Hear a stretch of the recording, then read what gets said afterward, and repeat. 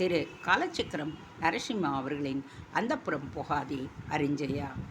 காளிங்கராயர் கூறியதும் தன் குடும்பத்தையும் தன் பிரியமான தேஜரையும் முனைப்பாடி நாட்டை விட்டு பிரிய போகிறோம் என்கின்ற எண்ணம் வீரநாராயணின் இதயத்தை அழுத்த அவள் கண்கள் கலங்கியது. அதை கவனித்துவிட்ட தேஜன் அவள் தோள் மீது கரம் வைத்து ஆறுதலாக தட்டி கொடுத்தான். ராமதேவன் அளித்த விருந்தின் பொழுது கண்டராதித்யன் அதிகம் பேசவில்லை. கேட்டதற்கு வேண்டாவிற்பாக பதிலளித்துக் கொண்டிருந்தானே தவிர அவனிடம் ஒரு மணமகனுக்குரிய கலகலப்பு காணப்படவில்லை. வீரநாராயணியும் அதை கவனிக்க தரவில்லை. விருந்து முடிந்ததும் காளிங்கராயர் மணமக்களை அழைத்து கொண்டு தஞ்சைக்கு கிளம்பினார்.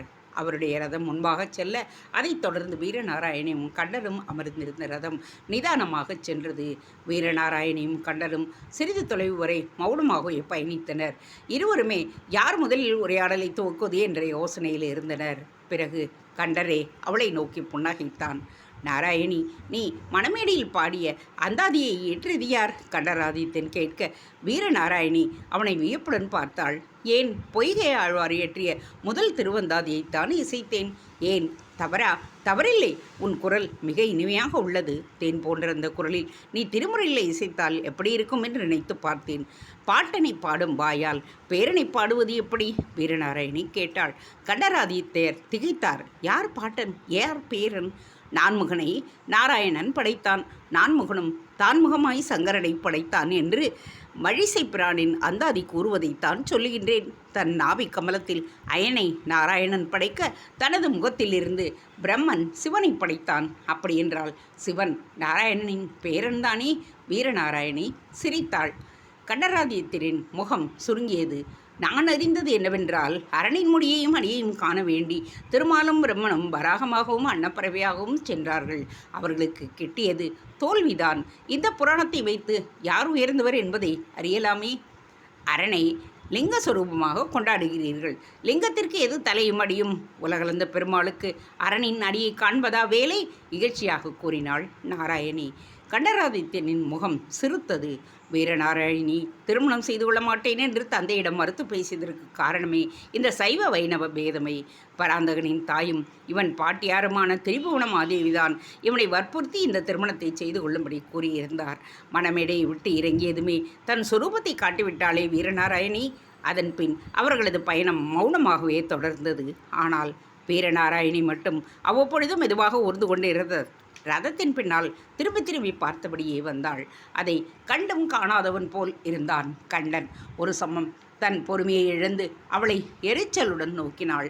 எதற்காக பின்னால் திரும்பி திரும்பி பார்த்தபடி வருகின்றாய்?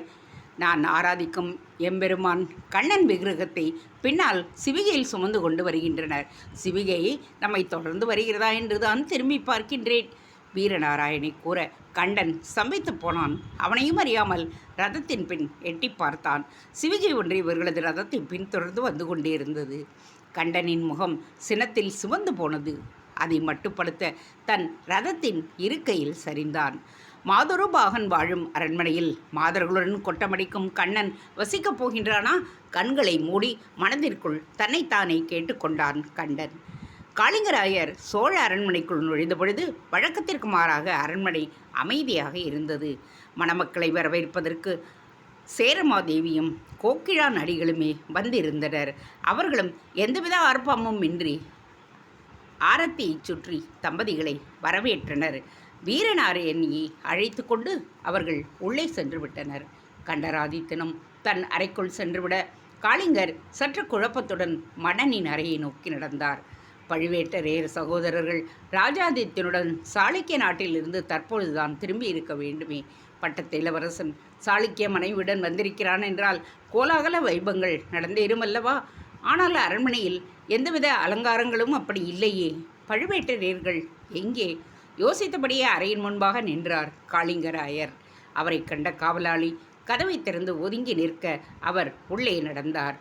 உள்ளே மன்னர் பராந்தகன் நிலைகுலைந்து காணப்பட்டான். அவன் அருகே வெளிரிய முகத்துடன் பழுவேட்டரையரும் அமர்ந்திருந்தார். வழக்கமாக தன்னை உற்சாகமாக வரவேற்கும் மன்னனின் குரலில் சுரத்தே இல்லை என்பதை உணர்ந்தார் காளிங்கராயர். அமைச்சரே, கண்டராதித்யனின் திருமணம் நடந்தேறியதா? மெதுவாக கேட்டார் பராந்தக மன்னர். விமர்சையாக நடந்தேறியது மன்னா. தம்பதிகள் நம் அரண்மனைக்கும் வந்துவிட்டனர். காளிங்கராயர் புன்னகைத்தார். இந்த திருமணமாவது நடந்து முடிந்ததே. சோகமாக ஒலித்தது. மன்னர் கூறதை கேட்ட காளிங்கராயர் திடுக்கிட்டு விட்டு போய்விட்டார். என்ன சொல்கின்றீர் மன்னா?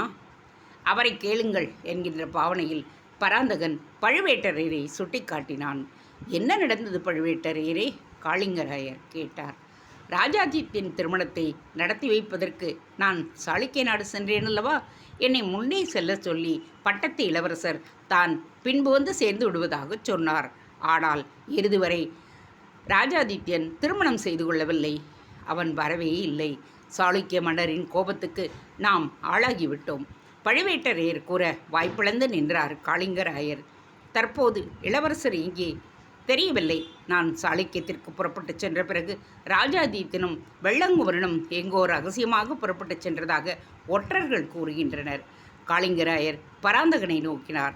மன்னரே, ராஜாதித்யருக்கு சாளுக்கிய இளவரசி குந்தவியை திருமணம் செய்து கொள்ள விருப்பமில்லையோ என்ன? யாரையாவது காதலிக்கின்றாரா என்ன? இது ஒரு பிரச்சனையா? நமது அரச பிரமணியினர் பல மனைவிகளை கொண்டிருக்கலாம் என்கின்ற போது இவளை ஏற்றுக்கொள்ள மாட்டேன், அவளைத்தான் மணப்பேன் என்கின்ற பிடிவாதத்துக்கெல்லாம் இடமே இல்லையே. ராஜாதித்தன் எதனால் சாளுக்கியம் வரவில்லை என்பதை புதிராக உள்ளது. காளிங்கராயர் பராந்தகனை பணிவுடன் பார்த்தார். அரசே, கண்டராதித்யனையும் அவனது மனைவியாளையும் தாங்கள் ஆசீர்வதிக்க வேண்டும். ஏற்பாடு செய்யட்டுமா? செய்யுங்கள் அமைச்சரே. மூத்தவன் இருக்க இளையவனுக்கு மனமாகிவிட்டதே என்ற வருத்தம் இருக்கத்தான் செய்கின்றது. என்ன செய்வது? பராந்தகன் சலித்து கொண்டார். தாங்கள் ஓய்வெடுத்துக் கொள்ளுங்கள், நாங்கள் புறப்படுகின்றோம் என்றபடி எழுந்தார் பழுவேட்டரையர். பழுவேட்டரையரும் காளிங்கராயரும் மன்னனின் அறையை விட்டு வெளியேறினர். சோழ அரண்மனையின் உப்பரியில் நின்றபடியே தொலைவில் பசும் கம்பளமாக விரித்திருந்த வயல்வெளிகளை நோட்டம் விட்டு கொண்டிருந்தான் ராஜாதித்யன். அவன் பார்வை பறந்து விரிந்த தோள்களை வெறித்தபடியே அவன் எப்பொழுது திரும்புவான் என்று காத்திருந்தான் வெள்ளங்குமரன். அடுத்து என்ன? இருவரின் இதயங்களிலும் இந்த வினா மட்டுமே எதிரொலித்து கொண்டிருந்தது. தனது மகள் நந்திபுரவல்லியை நினைத்து மனதுக்குள் மருகிக் கொண்டிருந்தான் வெள்ளங்குமரன். ராஜாதித்யனின் கண்களில் அவள் படாமல் இருந்திருந்தால் அவளுக்கு இத்தகைய துன்பம் நேர்ந்திருக்குமா? அனைத்துக்கும் இவன்தான் காரணம். சேர நாட்டின் சிற்றரசனான அவன் ஆண்டு கொண்டிருக்கும் நந்திபுரத்திற்கு சோழ இளவரசன் ராஜாதித்யன் எதற்கு வர வேண்டும்? வற்போர் உடற்பயிற்சி குடும்பத்தில் இருவரும் எதற்காக சந்திக்க வேண்டும்? வயதில் சிறியவளாகிய ராஜாதித்யனிடம் எதற்காக இவள் நட்பு பாராட்ட வேண்டும்? எல்லாவற்றிற்கும் மேலாக ராஜாதித்யன் எதற்காக இவள் தன் மாளிக்கு அழைக்க வேண்டும்? அதனால்தானே ராஜாதித்யன் கண்களில் நந்திபுரவல்லி தென்பட்டு இருவருக்கும் இடையே கண்டதும் காதல் உருவாகிவிட்டது. நீங்கள் சாளுக்கியம் சென்று எனக்காக காத்திருங்கள். தாங்கள் திருமணத்திற்கு நாங்கள் வந்துவிடுகிறோம் என்று பழுவேட்டரையரை சாளுக்கியத்திற்கு அனுப்பிவிட்டு நந்திபுரவல்லியை காந்தர விவாகம் செய்து கொண்டிருக்கின்றான். இதனை மன்னரும் மக்களும் எப்படி ஏற்றுக்கொள்ளப் போகின்றனரோ என்று ஒன்றும் புரியவில்லை அவருக்கு. குந்தளமும் சாளுக்கியமும் சோழர்களின் மீது எந்த நேரமும் படையெடுக்கக்கூடும் என்கின்ற நிலையில் பராந்தகன் ராஜேந்திரனுடன் செயல்பட்டு சாளுக்கிய இளவரசி குந்தவியை தன் மறுமலாக்கிக் கொள்ள திட்டமிட்ட போது ராஜாதித்யன் சாளுக்கியத்திற்கு போகவில்லை என்கின்ற செய்தி பேரிடியாக வந்தது. ராஜாதித்யன் இன்னும் வயல்வெளிகளின் ஓட்டமிட்டபடியே தீவிரமாக யோசித்து கொண்டிருந்தான். திடீரென்று திரும்பி வெள்ளங்குமரனை உற்று பார்த்தான். வெள்ளங்குமரனே, தவறு, என் மாமனாகிவிட்டீர். மாமா, நான் செய்தது சரியா? நண்பன், வற்போர் கற்றுத்தந்த ஆசான், உனது மெய்க்காப்பாளன், நந்திபுர மன்னன் என்றெல்லாம் பலவிதமாக என்னை அழைத்துள்ளாய். ஆனால் மாமன் என்று நீ அழைக்கும் பொழுது என் உள்ளம் திகிலில் துடிக்கின்றது. நந்திபுரவல்லியை இந்த சோழ நாடு ஏற்றுக்கொள்ளுமா? சோழ பட்டத்து இளவரசன் ஏற்றுக்கொண்டு விட்டான். பிறகென்ன கவலை நண்பரே? என் மனதிற்கு இதுதான் சரி என்று பட்டது. பழுவேட்டரையும் என் தந்தையரும் வீமன் மகள் குந்தவையை என் தலையில் கட்ட பார்த்தார்கள். அவர்களது ராஜதந்திரத்திற்கு என் வாழ்க்கைதான் கிடைத்ததா? அதனால்தான் நந்திபுரவல்லியை நான் காந்தர விவாகம் செய்து கொண்டு விட்டேன். என் வீரத்தின் மீது நம்பிக்கை வைக்காமல் திருமணத்தின் மூலம் சமாதானத்தை வாங்க முயல்கின்றார் என் தந்தை. சோழ நாட்டுக்கு இது பெருத்த அவமானம். அவர்களுக்கு தக்க பாடம் புகட்டவே நான் இப்படி செய்தேன். குந்தளத்தையும் சாளுக்கியத்தையும் தவுடி பொடியாக்குவேன். என் வீரத்தின் மீது எனக்கு நம்பிக்கை உண்டு. ராஜாதித்யன் சூள் உரைத்தான். வெள்ளங்குமரன் ராஜாதித்யனை அமைதியாக பார்த்தான். நண்பா, என் மனதில் சிறு சந்தேகம். வீமன் மகளை தவிர்ப்பதற்காக என் மகளுடன் உறவு கொண்டாயா, அல்லது உன் தந்தையும் பழுவேட்டரையும் எடுத்த முடிவிற்கு எதிர்ப்பு காட்டுவதற்காக நந்திபுரவல்லியை உன் துணையாக ஆக்கி கொண்டாயா? ராஜாதித்யன் முகம் கனிந்தது. வெள்ளங்குமரரே, இவை இரண்டுமே காரணங்கள் இல்லை என்பது உங்களுக்கே தெரியும். நான் உன் மகளை காதலித்து வருகிறேன் என்று பலமுறை கூறியிருக்கிறேன். நீங்கள்தான் இதுவரை மறுத்து பேசி வந்துள்ளீர். ராஜாதித்யன் கூறினான். நான் மறுத்ததற்கு காரணம் உண்டு ராஜாதித்யா. மன்னருக்கும் பழுவேட்டரையருக்கும் நீ என் மகளோடு உறவாடுவது சற்றும் பிடிக்கவில்லை.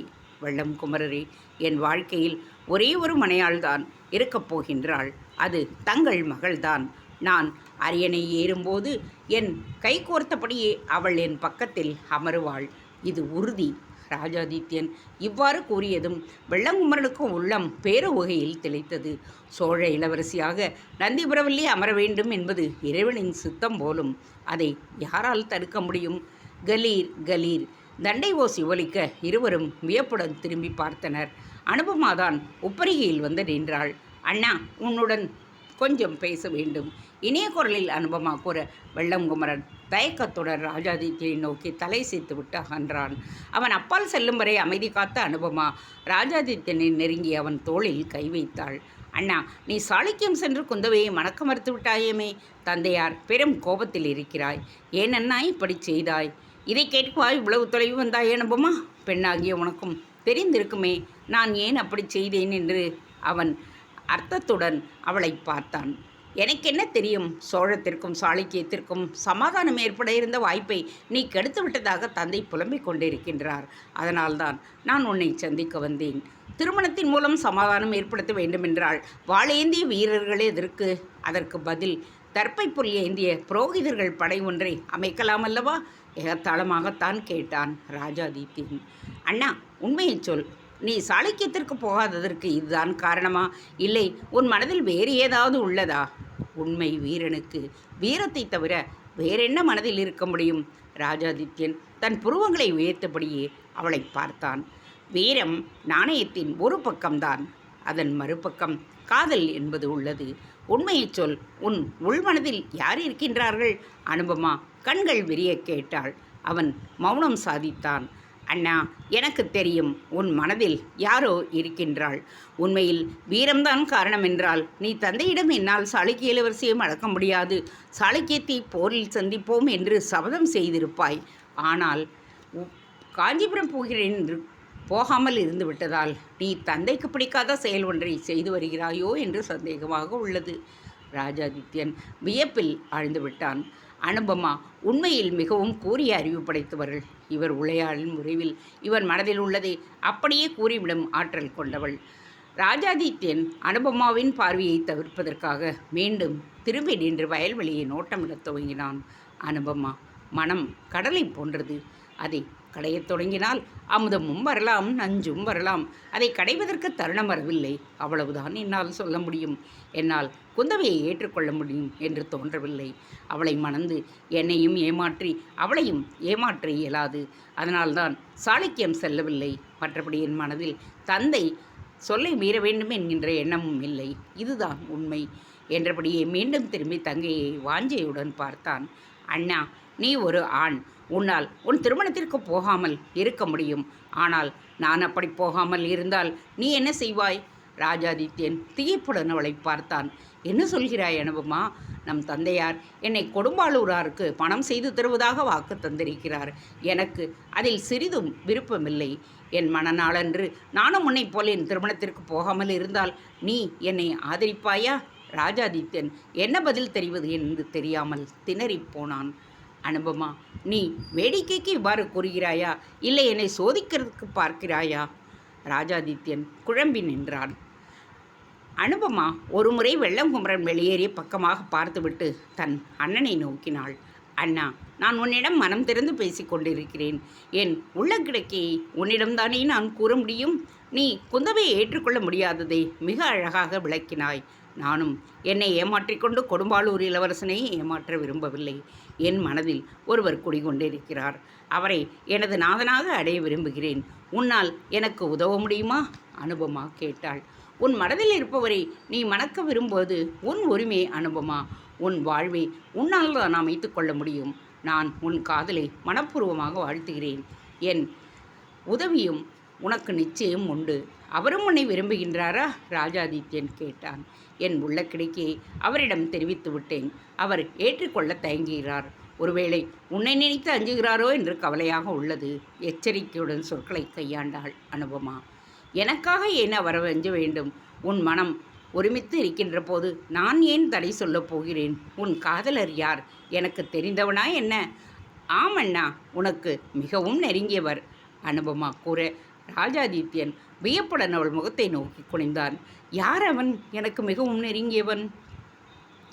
சற்று முன் இங்கிருந்து வெளியேற்றினாயே வெள்ளங்குமரன், அவரேதான். அவரைத்தான் என் நாதனாக நான் வரித்திருக்கின்றேன்.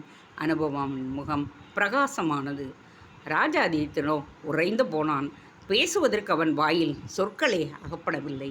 பிறகு தன்னை சுதாரித்து கொண்டு மெல்லிய குரலில் கேட்டான். என்ன பேசுகிறாய் அனுபமா? வெள்ளங்குமரன் உன்னை விட மிகவும் வயதானவன். அவனுக்கு உன் வயதில் ஒரு பெண் கூட உண்டு. தெரியும் அண்ணா, என் மனதை கவர்ந்த விஷயங்களில் அதுவும் ஒன்று. அவர் மகள் பிறந்த பொழுதே அவர் மனைவி இறந்து விட்டாள். தன் மகளுக்காக மரணம் செய்து கொள்ளாமல் அவளுக்காகவே வாழ்கிறார். அவரது அந்த தியாக உள்ளம்தான் என்னை கவர்ந்து உள்ளது. அனுபமாவின் கண்களில் பரவசம் காணப்பட்டது. ராஜாதித்யன் வாயடைத்து போய்விட்டான். தங்கைக்கு எப்படி புரிய வைப்பான்? அண்ணா, உன் வழியில் நானும் கொடும்பாளூர் வேந்தனை மணக்க முடியாது என்று கூறிவிடப் போகின்றேன்.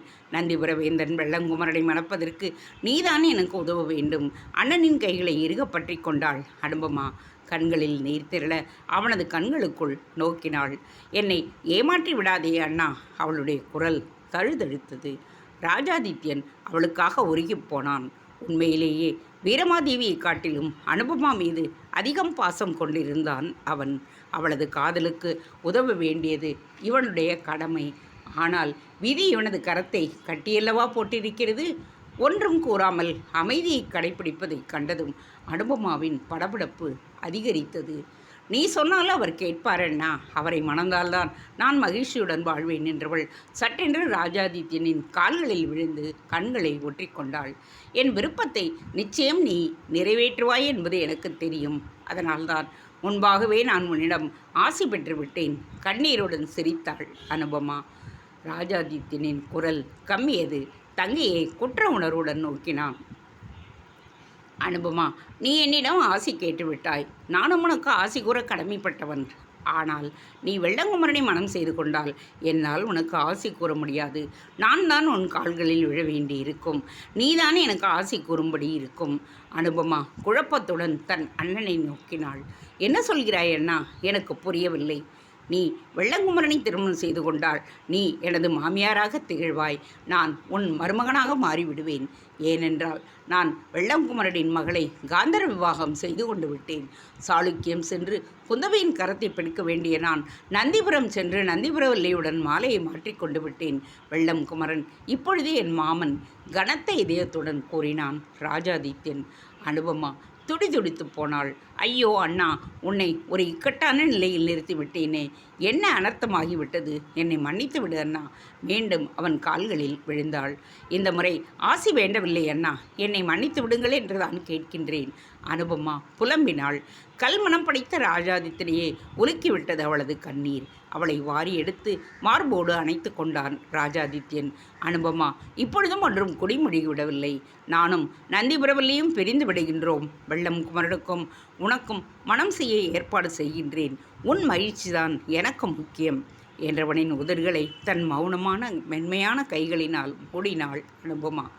அண்ணா, நீ பட்டத்து இளவரசன். உன்னுடைய மகிழ்ச்சி மக்களின் மகிழ்ச்சி. நான் வெள்ளங்குமரனின் தியாகத்தை தான் விரும்பினேன். அதை காதல் என்று ஏன் எண்ண வேண்டும்? ஒரு தியாகியின் மீது உள்ள மரியாதையாக நினைத்து கொண்டு விடுகின்றேன். இதனால் நான் பாதிப்பு அடைய மாட்டேன். தந்தையின் விருப்பத்தை மதித்து கொடும்பாளூர் மன்னனுக்கு உண்மையாக இருப்பேன். நான் கேட்டதை அடியோடு மறந்துவிடு என்றவள் கண்ணீரை துடைத்து கொண்டு அவனை புன்னகையுடன் நோக்கி அங்கிருந்து அகன்றாள். அவள் போவதையே கலக்கத்துடன் பார்த்து கொண்டிருந்தான் ராஜாதித்யன். உப்பரிகை படிகளில் இறங்கிய அனுபமா திடுக்கிட்டு நின்று விட்டாள். படிகள் முடியும் இடத்தில் நின்றிருந்தான் வெள்ளங்குமரன். அவனை சற்றே சோகத்துடன் பார்த்த அவள் தலையை குடித்தபடியே தொடர்ந்து நடக்க முற்பட்டாள். இளவரசி, தாங்கள் அன்று பழையாறை கோவிலுக்கு செல்லும் வழியில் என்னிடம் தங்கள் மனதை திறந்து காட்டினீர்கள். அழகிலும் பண்பிலும் சிறந்த உங்களை யார் ஏற்றுக்கொள்ள மறுப்பார்கள்? ஆனால் உங்கள் அண்ணனுக்கும் என் மகளுக்கும் இடையே உள்ள காதல் அன்றே எனக்கு தெரியும். அதனால்தான் உங்கள் விருப்பம் ஈடேறாது என்று அன்றே நான் மறுத்து பேசினேன். நீங்கள் எங்கிருந்தாலும் மகிழ்ச்சியுடன் வாழ்வீர்கள் என்பது உறுதி. வெள்ளங்குமரன் கூறினான். தாங்களும் என்னை மன்னித்து விடுங்கள். மகளுக்காக நீங்கள் செய்த தியாகங்களைக் கண்டு மலைத்து தங்கள் மீது மரியாதை செலுத்த துவங்கினேன். அது ஒருவித பக்தி என்பது புரியாமல் காதல் என்று நினைத்து விட்டேன்.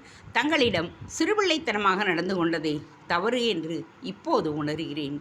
இனி என் மனதில் எந்தவித சரணங்களுக்கும் இடம் தர மாட்டேன் என்று நானும் உறுதி கூறுகின்றேன். என் அண்ணியாருக்கு என் வாழ்த்துக்களை சொல்லிவிடுங்கள் என்றபடியே வேகமாக நடந்து மறைந்தாள். அவள் போவதையே வெறித்து பார்த்தபடி நின்றிருந்தான் வெள்ளங்குமரன். தேங்க்ஸ் ஃபார் வாட்சிங். Please subscribe.